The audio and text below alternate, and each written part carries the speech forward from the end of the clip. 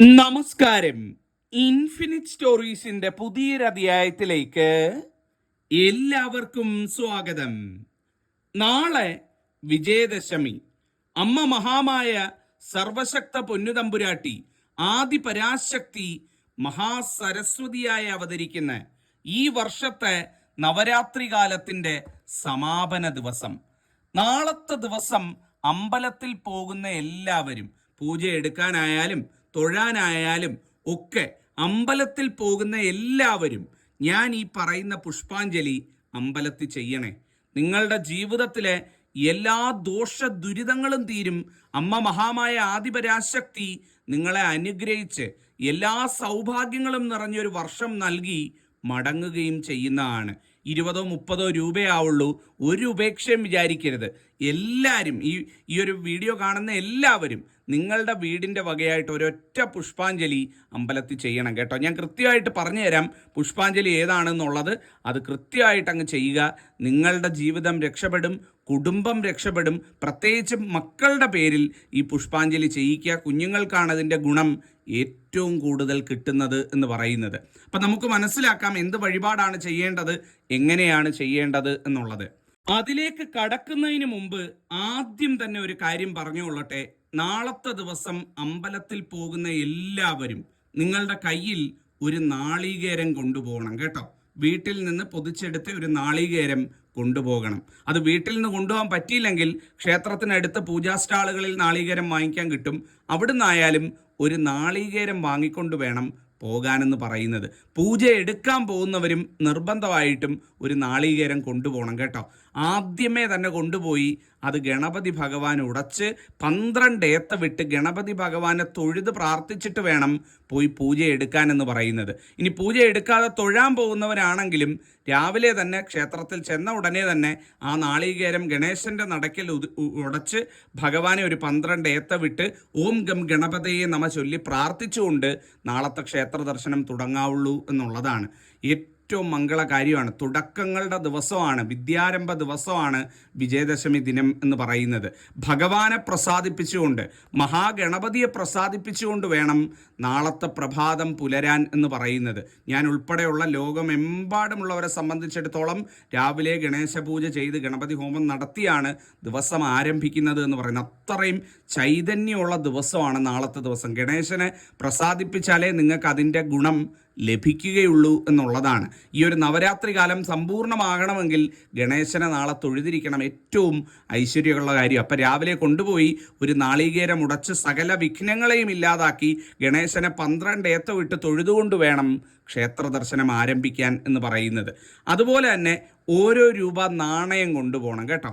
1 രൂപ നാണയം ആ ഗണപതിയുടെ കാണിക്ക വഞ്ചിയിൽ സമർപ്പിക്കുക. 1 രൂപ നാണയം അവിടുത്തെ ഭഗവതിക്ക് സമർപ്പിക്കുക. നിങ്ങൾ തൊഴാൻ പോകുന്ന അമ്പലത്തിലെ പ്രധാന പ്രതിഷ്ഠയ്ക്ക് ഭഗവതിക്ക് സമർപ്പിക്കുക. സർപ്പക്കാവുള്ള അമ്പലമാണ് എന്നുണ്ടെങ്കിൽ സർപ്പക്കാവിലും ഒരു രൂപ നാണയം സമർപ്പിച്ച് നാണയ കാണിക്കയിലിട്ട് പ്രാർത്ഥിക്കുക. വേറെ ഒന്നിനുമല്ല. ഈ സർപ്പദേവങ്ങളെന്ന് പറയുന്നത് അല്ലെങ്കിൽ ദേവന്മാരെന്ന് പറയുന്നത് ഈ ഭൂമിയുടെ അവകാശികളാണ്, ഈ പ്രപഞ്ചത്തിൻ്റെ കൺകണ്ട ദൈവങ്ങളാണെന്നാണ് സങ്കല്പം. അതുകൊണ്ട് തന്നെ അവരുടെ ഒരു അനുഗ്രഹം, നമ്മൾ ഈ ഭൂമിയിൽ എന്തൊക്കെ ചെയ്താലും ഈ ഭൂമിയുടെ ഒരു അനുഗ്രഹം, ഈ നമ്മൾ പറയില്ലേ പ്രകൃതിയുടെ ഒരു അനുഗ്രഹം എന്ന്, അത് കിട്ടണമെന്നുണ്ടെങ്കിൽ ഏറ്റവും ഗുണകരമായിരിക്കും ആ നാഗദൈവങ്ങളെ കൂടെ പ്രസാദിപ്പിച്ചുകൊണ്ട് ദിവസം ആരംഭിക്കുന്നത് എന്ന് പറയുന്നത്. അപ്പം നാളികേരം കൊണ്ടുപോകുന്ന പോലെ തന്നെ 1 രൂപ നാണയവും സർപ്പക്കാവിലിടുക. അതുപോലെ തന്നെ അവിടുത്തെ ഭഗവതിക്ക് ഇടുക. അതുപോലെ ഗണേശന്, സാക്ഷാൽ മഹാഗണപതിക്കും സമർപ്പിക്കുക. നിങ്ങൾ രസീതാക്കേണ്ട പുഷ്പാഞ്ജലി എന്ന് പറയുന്നത് സാരസ്വത പുഷ്പാഞ്ജലി എന്ന് പറയുന്ന പുഷ്പാഞ്ജലിയാണ്. പഠിക്കുന്ന മക്കൾ എല്ലാവരും, ഇപ്പം മുതിർന്നവർ വിചാരിക്കും ഞങ്ങൾക്കിത് ചെയ്യാവോ, സാരസ്വത പുഷ്പാഞ്ജലി കുട്ടികൾക്കല്ലേ ചെയ്യുന്നതെന്ന്. അങ്ങനല്ല.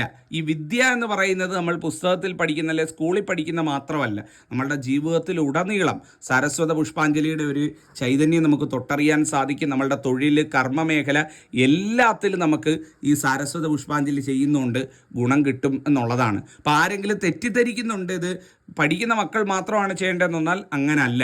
സാരസ്വത പുഷ്പാഞ്ജലി എല്ലാവരും ചെയ്യണം എന്നുള്ളതാണ്. അപ്പം സാരസ്വത പുഷ്പാഞ്ജലിക്ക് രസീതാക്കുക. ഇനി സാരസ്വത പുഷ്പാഞ്ജലി എല്ലാ അമ്പലത്തിലും ചെയ്യണമെന്നില്ല. നവരാത്രി മണ്ഡപങ്ങളൊക്കെ ഒരുക്കി പൂജ നടത്തുന്നിടത്തേ സാധാരണ ഇത് ചെയ്തു കൊടുക്കാറുള്ളൂ. എല്ലാ അമ്പലത്തിലും അത് കിട്ടണമെന്നില്ല. അങ്ങനെയാണെന്നുണ്ടെങ്കിൽ വിദ്യാസൂക്ത പുഷ്പാഞ്ജലി എന്നൊരു പുഷ്പാഞ്ജലിയുണ്ട്, അത് ചെയ്താലും മതി. വിദ്യാസൂക്ത പുഷ്പാഞ്ജലി. ഇനി അതും ഇല്ല എന്നുണ്ടെങ്കിൽ വിദ്യാരാജ്ഞി മന്ത്രാർച്ചന എന്നൊന്നുണ്ട്. വിദ്യാരാജ്ഞി പുഷ്പാഞ്ജലി, വിദ്യാരാജ്ഞി മന്ത്രാർച്ചന എന്നൊരു പുഷ്പാഞ്ജലി. ഈ 3 എണ്ണത്തിൽ ഒരെണ്ണമെങ്കിലും ഉറപ്പായിട്ട് ഒരു ദേവീക്ഷേത്രത്തിൽ ഉണ്ടായിരിക്കും എന്നുള്ളതാണ് ഏറ്റവും കൃത്യമായിട്ടുള്ള കാര്യമാണ്. ഒന്നുകിൽ വിദ്യാരാജ്ഞി മന്ത്രാർച്ചന, അല്ലെങ്കിൽ വിദ്യാസൂക്ത പുഷ്പാഞ്ജലി. ഇനി ഇത് രണ്ടും അല്ല എന്നുണ്ടെങ്കിൽ ഏറ്റവും ചെയ്യാൻ നല്ലത് സാരസ്വത പുഷ്പാഞ്ജലി. ഈ പുഷ്പാഞ്ജലികൾക്കെല്ലാം 30 രൂപ അല്ലെ 35 രൂപ ആ റേഞ്ചിലേ ആവുള്ളൂ. നമ്മളൊക്കെ ഇവിടെ 30 രൂപയാണ് വാങ്ങുന്നത്. അപ്പം 30 രൂപയെ നിങ്ങൾക്ക് ആവുള്ളൂ. അപ്പോൾ ആ ഒരു പൈസ കൊടുത്ത് അത് ചെയ്യിക്കുക. ഒരു വീടിന് ഒരെണ്ണം മതി. ഇപ്പം അല്ല എല്ലാ മക്കളുടെയും പേരിൽ ചെയ്യിക്കണം. ഇപ്പം 3 മക്കളുള്ള വീടാണ്, 3 പേരുടെയും പേരിൽ ചെയ്യിക്കണമെന്നുണ്ടെങ്കിൽ അങ്ങനെയാകാം, അങ്ങനെയും ചെയ്യിക്കാം. ഇല്ല വീട്ടിലെ ഗൃഹനാഥൻ്റെ പേരിലാണ് ചെയ്യിക്കുന്നതെന്നുണ്ടെങ്കിൽ അങ്ങനെയാണെന്നുണ്ടെങ്കിലും ചെയ്യാം. ഏത് രീതിയിലായാലും ഏറ്റവും കുറഞ്ഞത് ഒരു വീട്ടിൽ നിന്ന് ഒരെണ്ണമെങ്കിലും ചെയ്തിരിക്കണം എന്നുള്ളതാണ്. അപ്പോൾ എല്ലാവരും നാളെ സങ്കല്പിച്ച് ഭഗവതിയെ മനസ്സിൽ ധ്യാനിച്ച് സരസ്വതിയെ പ്രാർത്ഥിച്ചുകൊണ്ട് നാളെ ഈ ഒരു വഴിപാട്, ഈ ഒരു പുഷ്പാഞ്ജലി, സാരസ്വത പുഷ്പാഞ്ജലി ചെയ്യുക. അതില്ലാത്ത പക്ഷം മറ്റു പുഷ്പാഞ്ജലികൾ ചെയ്യേണ്ടതാണ്. ഇതാണ് പറയാൻ ഉദ്ദേശിച്ച ഏറ്റവും പ്രധാനപ്പെട്ട ആദ്യ കാര്യം എന്ന് പറയുന്നത്. അതുപോലെ തന്നെ ഒരുപാട് ശാരീരിക അസ്വസ്ഥതകൾ, വയ്യായ്മകൾ, ആശുപത്രിയിലൊക്കെ കിടക്കുന്നവരുണ്ടെങ്കിൽ ആശുപത്രിവാസം അനുഭവിക്കുന്നവർ, ഒരുപാട് രോഗക്രീഡകൾ കൊണ്ട് വലയുന്നവർ, ഇങ്ങനെയൊക്കെ ഉള്ളവരുണ്ട് എന്നുണ്ടെങ്കിൽ നാളത്തെ ദിവസം ആയുർ സൂക്ത പുഷ്പാഞ്ജലി നടത്തുന്നത് ഏറ്റവും ഗംഭീരമാട്ടോ. ആയുർ സൂക്ത പുഷ്പാഞ്ജലിക്ക് വയ്യാതിരിക്കുന്നവരുടെ പേരും നാളും പറഞ്ഞു കൊടുത്ത് രസീതാക്കി ആയുർ സൂക്ത പുഷ്പാഞ്ജലി നടത്തുക. ആ പ്രസാദം കൊണ്ടുവന്ന് അവരുടെ നെറ്റിയിൽ അണിയുക, അല്ലെങ്കിൽ അവർ തന്നെ വന്ന് നടത്തി ആ പ്രസാദം അണിയുക. ഇപ്പോൾ ഒരുപാട് ശാരീരിക ബുദ്ധിമുട്ട് കൊണ്ട് വലയുന്നവർ, ആശുപത്രി വാസം കൊണ്ട് വിഷമിക്കുന്നവർ, വിട്ടുവിട്ട അസുഖങ്ങൾ മാറാതിരിക്കുന്നവർ, ഇങ്ങനെയൊക്കെ ഉള്ളവരുണ്ട് എന്നുണ്ടെങ്കിൽ തീർച്ചയായിട്ടും നാളത്തെ ദിവസം ആയുർ സൂക്ത പുഷ്പാഞ്ജലി നടത്തുക. ആ പ്രസാദം സ്വീകരിക്കുക. ഒരു അത്ഭുതം എന്നോണം വലിയ രീതിയിലുള്ള മാറ്റങ്ങൾ ആയുരാരോഗ്യ കാര്യങ്ങളിൽ ഉണ്ടാകുന്നതാണ്. ആയുരാരോഗ്യ സൗഖ്യം വീണ്ടെടുക്കാനും ജീവിതത്തിൽ ഉയർച്ച ഉണ്ടാകാനും ഒക്കെ ഇത് ഉതകുന്നതാണ്. അപ്പോൾ ആയുർ സൂക്തം നടത്താൻ ഏറ്റവും ഗംഭീര ദിവസമാണ് നാളത്തെ ദിവസം എന്നുള്ളത്. അതുപോലെ തന്നെ ഒരുപാട് ആഗ്രഹങ്ങൾ നടക്കാതിരിക്കുന്നവരുണ്ട് എന്നുണ്ടെങ്കിൽ, ഉദാഹരണത്തിന് ഒത്തിരി കാലമായിട്ട് ആഗ്രഹിക്കുന്നു ഒരു തൊഴിൽ നേടാനായിട്ട്, PSC പരീക്ഷകളൊക്കെ ഒരുപാട് എഴുതി, പക്ഷേ ഒന്നിലും അങ്ങോട്ട് വിജയം കാണാൻ പറ്റുന്നില്ല. ഇനി വിജയിച്ച് കിടക്കുന്ന ആകട്ടെ ഒന്നും അങ്ങോട്ട് ക്ഷണിക്കപ്പെടുന്നില്ല, അല്ലെങ്കിൽ കിട്ടുന്ന ഒരവസ്ഥ കാണുന്നില്ല, വിഷമിക്കുന്നുണ്ട് എന്നൊക്കെയുള്ള പല ആഗ്രഹങ്ങളുണ്ടാവും. സന്താന ഭാഗ്യമില്ല, ജീവിതത്തിൽ ഒരുപാട് വിഷമങ്ങളുണ്ട്, അല്ലെങ്കിൽ പല കാര്യങ്ങളും നടക്കുന്നില്ല, ഇഷ്ട തൊഴിൽ ലഭിക്കുന്നില്ല, വിദേശത്ത് പോകാൻ യോഗമില്ല എന്നിങ്ങനെ ആഗ്രഹങ്ങൾ പലവിധമാണ്. ആഗ്രഹങ്ങൾ നടക്കാതിരിക്കുന്നവർ, ഒരുപാട് വഴിപാടും പൂജയൊന്നും ചെയ്തിട്ട് നടക്കാതിരിക്കുന്നവരുണ്ട് എന്നുണ്ടെങ്കിൽ നാളത്തെ ദിവസം വീട്ടിൽ വിളക്ക് വെച്ചോ അല്ലെങ്കിൽ അമ്പലത്തിൽ പോയി തൊഴുന്ന സമയത്തോ കൊല്ലൂർ മൂകാംബിക ഭഗവതിയെ മനസ്സിൽ ധ്യാനിച്ചുകൊണ്ട് ദേവിക്കൊരു പട്ടുവസ്ത്രം നേരുക. പട്ടുവസ്ത്രവും അതുപോലെ തന്നെ കുങ്കുമാർച്ചനയും നടത്തിയേക്കാം ദേവിയുടെ നടയിലെന്ന് മനസ്സിൽ നേരുക. മക്കളുടെ കാര്യം നിങ്ങൾക്ക് അമ്മമാർക്ക് വേണമെങ്കിൽ നേരാവുന്നതാണ്, മക്കളുടെ കാര്യം അച്ഛന്മാർക്ക് നേരാവുന്നതാണ്, ഒരാൾക്ക് മറ്റൊരാൾക്ക് വേണ്ടി കൂടി നേരാവുന്നതാണ്. പക്ഷേ കൊല്ലൂർ മൂകാംബിക ഭഗവതിക്ക് പട്ടുവസ്ത്രവും കുങ്കുമ പുഷ്പാഞ്ജലി അല്ലെങ്കിൽ കുങ്കുമാർച്ചനയും നേർന്നു കഴിഞ്ഞാൽ അത് നടക്കുമെന്ന് അച്ചിട്ടായിട്ടുള്ള ദിവസമാണ് ഈ ഒരു ദിവസം എന്ന് പറയുന്നത്. അപ്പോൾ വിജയദശമി ദിവസം അമ്പലത്തിൽ പോകുന്നവരും വീട്ടിൽ വിളക്ക് വയ്ക്കുന്നവരും അങ്ങനെ എന്തെങ്കിലും സ്വപ്നങ്ങൾ നടക്കാത്തതുണ്ട് എന്നുണ്ടെങ്കിൽ അതിന് ഇത്തരത്തിൽ പ്രാർത്ഥിക്കുന്നതും ഏറ്റവും ഗംഭീരമാണ്. അപ്പോൾ പ്രാർത്ഥിച്ചു കഴിഞ്ഞാൽ കാര്യം നടക്കും. കാര്യം നടന്നു കഴിഞ്ഞാൽ കൊല്ലൂർ മൂകാംബിക വരെ പോകണമെന്നുള്ളതേ ഉള്ളൂ. പോയി ആ വഴിപാട് പറഞ്ഞ പോലെ നടത്തുക. അമ്മയുടെ കൃപ എന്നും ഉണ്ടാകും. ഏതാപത്തിൽ വിളിച്ചാലും ഭഗവതി ഓടിയെത്തുകയും ചെയ്യുന്നതാണ്. അപ്പോൾ സ്വപ്നങ്ങൾ, ആഗ്രഹ സാഫല്യത്തിന് വേണ്ടി വിഷമിക്കുന്നവരുണ്ടെങ്കിൽ നാളെ ഇത് മനസ്സിൽ നേരാൻ മറക്കരുത്. നേരേണ്ട കാര്യം മാത്രമേ ഉള്ളൂ, നടന്ന് കിട്ടിയിരിക്കും. വേറെ നിങ്ങളൊന്നും ചെയ്യേണ്ട. നിങ്ങൾ ഇരിക്കുന്നിടത്തിരുന്നാണെന്നുണ്ടെങ്കിലും നിങ്ങൾക്കിത് നേരാവുന്നതേ ഉള്ളൂ. നാളത്തെ ദിവസം നേരുക, കാര്യം നടന്നു കിട്ടും. ഒത്തിരി അനുഭവങ്ങൾ എൻ്റെ കൺമുന്നിലുള്ളതുകൊണ്ടാണ് പറയുന്നത്. അതുപോലെ തന്നെ ഒരുപാട് ആളുകൾ എൻ്റെ അടുത്ത് പറയുന്ന ഒരു കാര്യമാണ്, തിരുമേനി ശത്രുദോഷം കൊണ്ട് പൊറുതി മുട്ടിയിരിക്കുക, ഒരു രീതിയിലും ജീവിക്കാൻ പറ്റുന്നില്ല, പല രീതിയിലുള്ള ശത്രുക്കളെ കൊണ്ടുള്ള ഉപദ്രവമാണ്. ഏറ്റവും അടുത്ത് നിൽക്കുന്ന ആളുകൾ തന്നെ ശത്രുക്കളായി ജീവിതത്തിൽ ഉപദ്രവവും സങ്കടവും ഒക്കെ വരുത്തിക്കൊണ്ടിരിക്കുക. എന്തെങ്കിലും ഒരു പരിഹാരം പറഞ്ഞു തരണമെന്നും പറഞ്ഞ് ഒത്തിരി ആളുകൾ എൻ്റെ അടുത്ത് ചോദിക്കാറുണ്ട്. അപ്പം അവർക്കും നാളത്തെ ഈ ഒരു ദിവസം, ഈ ഒരു വിജയദശമി ദിവസം ഉപയോഗിക്കാൻ പറ്റുന്ന ഏറ്റവും നല്ലൊരു ദിവസം. നാളത്തെ ദിവസം വീട്ടിനടുത്ത് കാളി ക്ഷേത്രം, ഭദ്രകാളി ക്ഷേത്രമോ മഹാകാളി ക്ഷേത്രമോ കാളി ഭാവത്തിലുള്ള ക്ഷേത്രം ഉണ്ട് എന്നുണ്ടെങ്കിൽ നാളെ ഈ വിജയദശമി ദിവസം നിങ്ങൾ ആ ഭദ്രകാളി ക്ഷേത്രത്തിൽ അല്ലെങ്കിൽ കാളി ക്ഷേത്രത്തിൽ പോയിട്ട് അവിടുത്തെ ദേവിക്ക് ഒരു രക്തപുഷ്പാഞ്ജലി കഴിപ്പിക്കണം കേട്ടോ. ഏറ്റവും ഗംഭീരമായിരിക്കും. ഇതിനേക്കാൾ നല്ലൊരു ദിവസം ഇത് ചെയ്യിക്കാനില്ല എന്നുള്ളതാണ്.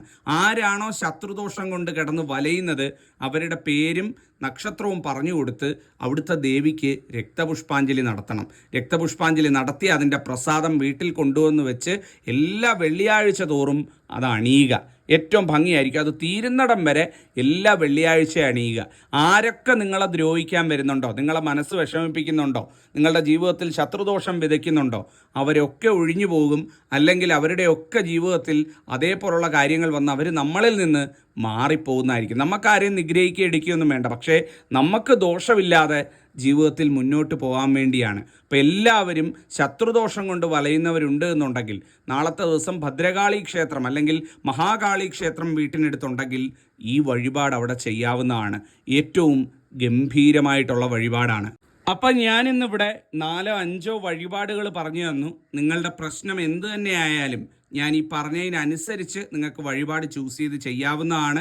പ്രത്യേകിച്ചും പഠിക്കുന്ന മക്കളുണ്ട് എന്നുണ്ടെങ്കിൽ മക്കളുടെ പേരിൽ സാരസ്വത പുഷ്പാഞ്ജലി ചെയ്യാൻ മറക്കരുത്, വിട്ടുപോകരുത്. വീണ്ടും വീണ്ടും ഓർമ്മിപ്പിക്കുന്നതെന്ന് പറഞ്ഞാൽ കുഞ്ഞുങ്ങൾക്ക് വേണ്ടി നമുക്ക് ചെയ്തു കൊടുക്കാൻ പറ്റുന്ന ഏറ്റവും നല്ല പുഷ്പാഞ്ജലിയാണ് ഈ ഒരു പുഷ്പാഞ്ജലി എന്ന് പറയുന്നത്. അപ്പോൾ ഇത് അറിയിക്കാൻ വേണ്ടിയാണ് ഇന്നത്തെ അധ്യായത്തിൽ വന്നത്. എന്തെങ്കിലും സംശയങ്ങളോ ചോദ്യങ്ങളോ വഴിപാട് സംബന്ധിച്ച് എന്തെങ്കിലും അറിയാനോ ഒക്കെ ഉണ്ട് എന്നുണ്ടെങ്കിൽ ചോദിക്കാം. ജഗദീശ്വരൻ അനുഗ്രഹിക്കട്ടെ. നന്നായി വരട്ടെ. നന്ദി, നമസ്കാരം.